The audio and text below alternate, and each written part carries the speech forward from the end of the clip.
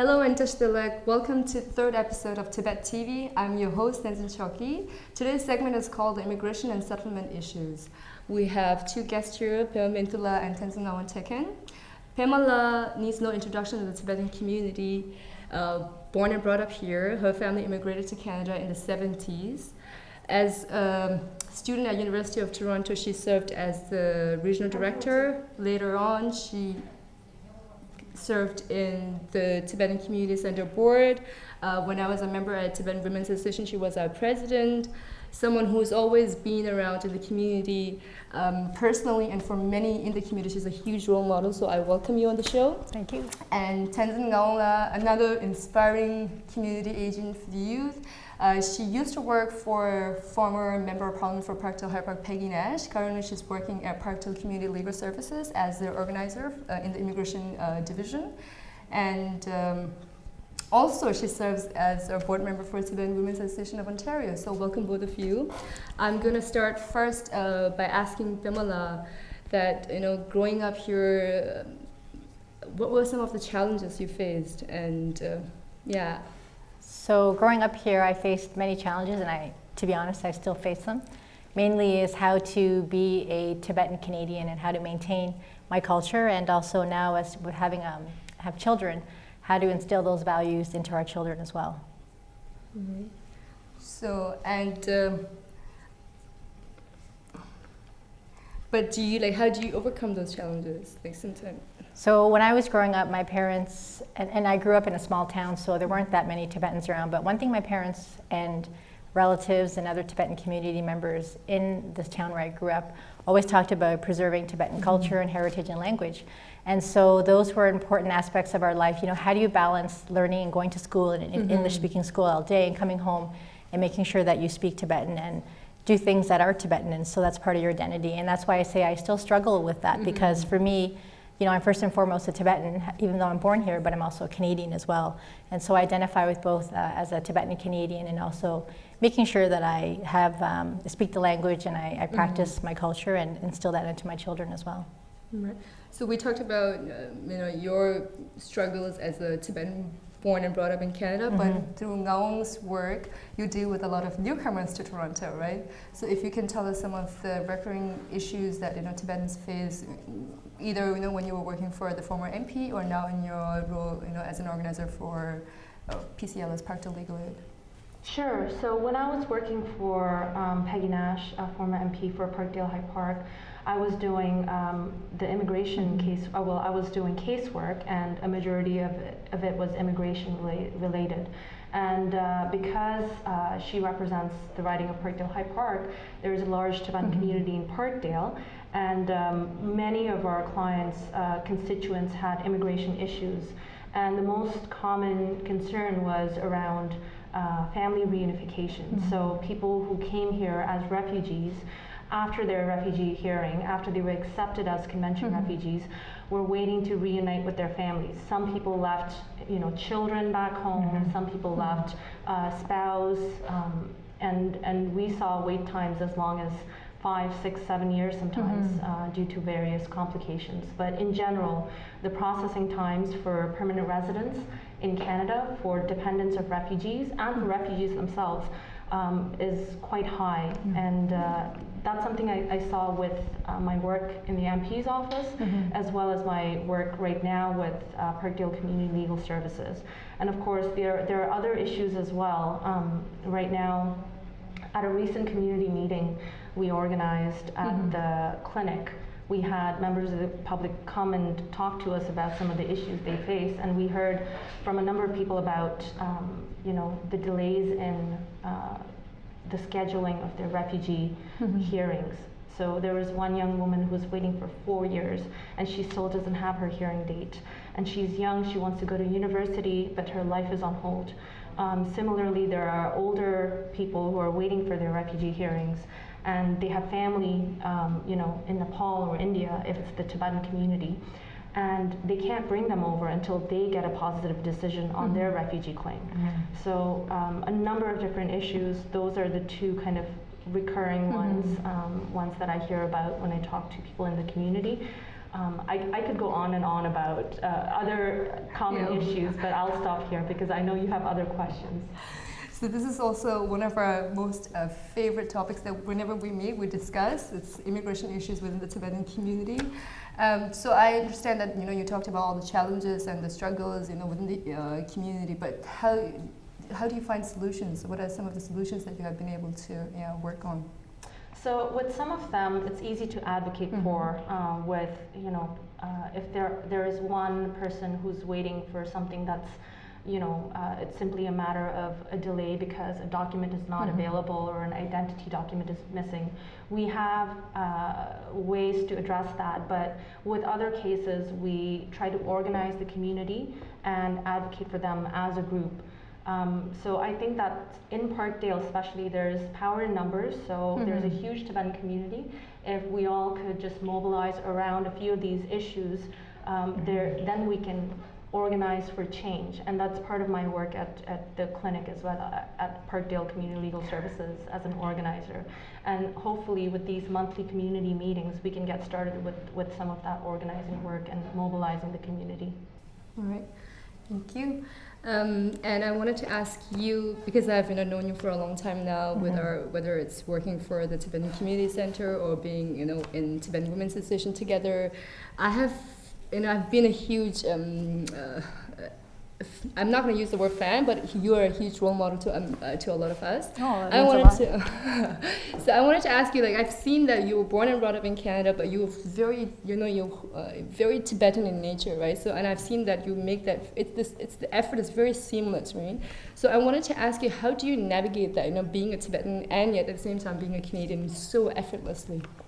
Well, for me, I'm very lucky because I have a huge support rallying behind me.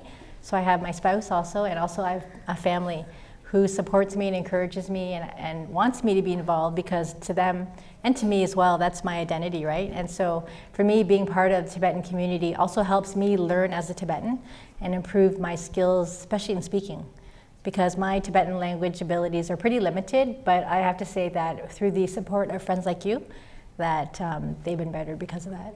So I'm really interested to know, there are so many young Tibetans who come to Canada, immigrate to Canada, and somehow they seem a little lost in terms of whether trying to find the balance, trying to fit in the Canadian setting, and then not finding that balance, right? So do you have any messages for them?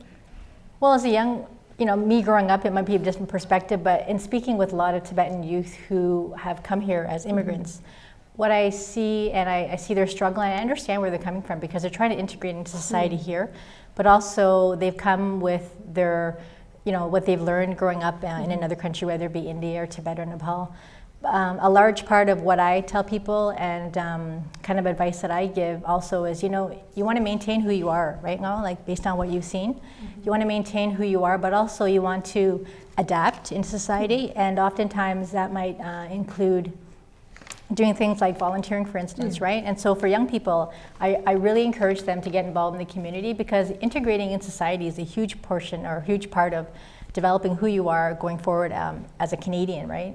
And also to develop yourself as a person. I think that's very important, and it'll help you integrate a lot easier.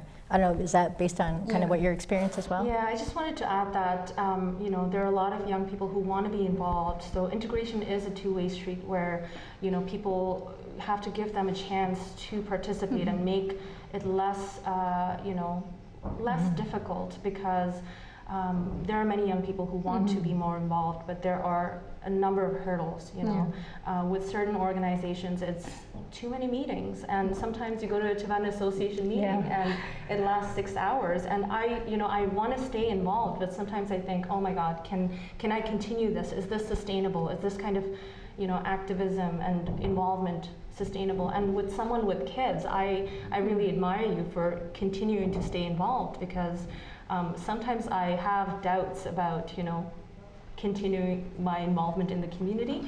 So I think those are all things that organizations have to think about, the community has to think about, and also for young people to look outside of just the Tibetan community for kind of, to learn from other communities. Definitely, so to join organizations and, to take opportunities outside of the Tibetan community. One thing I want to add is, as a Tibetan who was born and raised here, like I mentioned, my language skills aren't very strong. And what I hope that, there's going to be the second generation of Tibetan Canadians growing up here, those who want to be involved in the Tibetan community, for those whose first language might be Tibetan, to encourage those people, because a lot of young people growing up will be in a similar situation to me. Their first language won't be Tibetan. And to not feel judged when they do participate and when they do express and when they do speak Tibetan, that they're not ridiculed, they want to feel comfortable, right? So to encourage that learning, that it's a continuous process, and also when they do speak, you either correct them, but you do it politely and you're not heckling them. I think that's a very important part for Tibetans growing up. I was going to come to my next question, because you're a mother to 3 beautiful young kids. So I wanted to ask you, how do you keep them engaged? Tibetan classes at Tibetan-Canadian Cultural Center. Also, in the summer, there was the Tibetan summer camp. And I was fortunate enough, when I was growing up, my parents sent me to India for a year to learn Tibetan. And that was hard as a child, but also, looking as an example at my parents of what they've done, the sacrifices they made, that hopefully that I can do something like that. It might take a little courage for me to let them go, but I think those are important things, and to surround themselves with more Tibetans and other cultures as well. All right. Coming back to Ngawang's work at PCLS, Part of Community Labor Service, I wanted to ask you if there was any particular, specific campaigns or projects that you're working on right now. There are a number of different campaigns on the go that are kind of in development. One of the most recent ones that we're working on, and right now we don't have all the details sorted out yet, is a project to monitor the experiences of Tibetans in India who are applying for for Indian passports. So, as you know, and as many Tibetans know, in India, if you were born between 1950 and 1987, you do have access to Indian citizenship. That's on paper, but we know that in practice, it's not easy for Tibetans in India to apply for passports, to get jobs, anything related to status.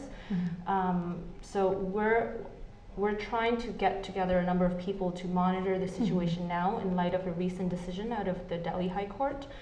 And we're having community meetings, and we're seeking suggestions and ideas from community leaders as well. So that's something that's ongoing. I'll be meeting with organizations and their executives to get some feedback. Is there any last thoughts you want to? I think it's a great opportunity today to share our culture, and to hear from you as well. Any last words? If people want to be engaged in in the works that community Parkdale does, is there a way they can get involved? Yeah, of course. To contact me if you do want to be involved in campaigns. We have a number of other campaigns as well, and family reunification petition that we're gathering signatures for.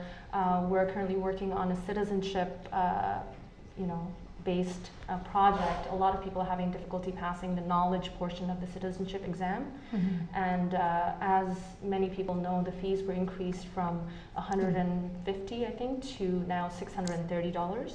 And especially for people who are not literate, they're expected to not only learn English, but also to pass separately a knowledge exam, and the questions are quite difficult, so we're trying to organize a campaign around that as well.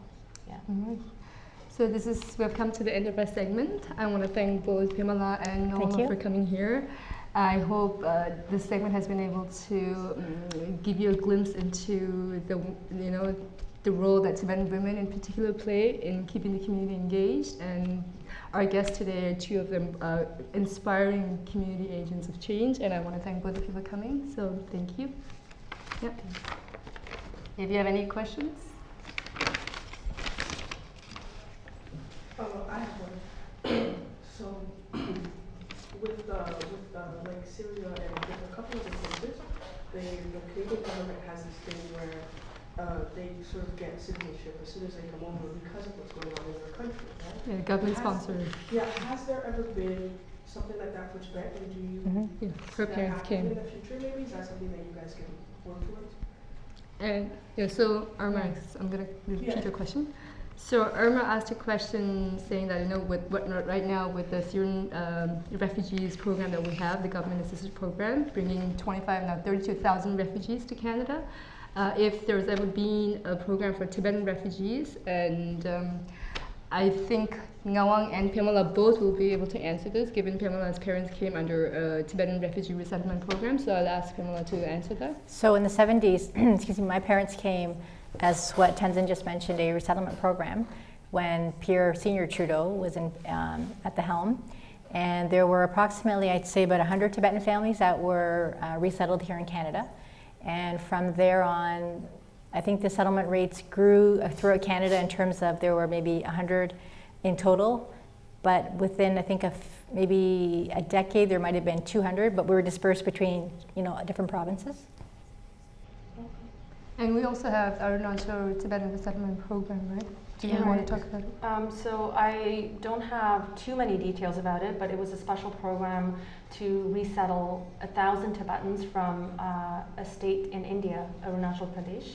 And I believe that is ongoing with. I think so far 800 people have come. Yeah. So I think it ends this year, though. Yeah, it ends this year, but we have only had 800 people come here. We still, it's in process. So that's a kind of combination of different initiatives. There are private, like Canadians here, residents here, sponsoring Tibetans. So they have to agree to take care of all their basic needs for, I think, a period of 2 years. I could be mistaken.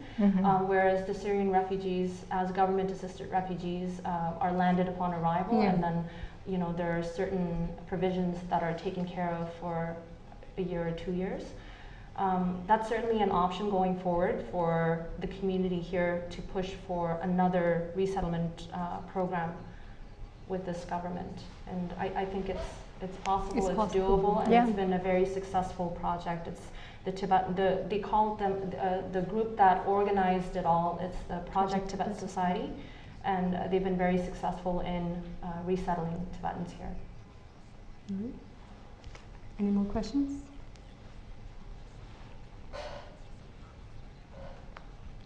All right, so we've come to the end of a very successful segment here, and I want to thank all of you for your participation.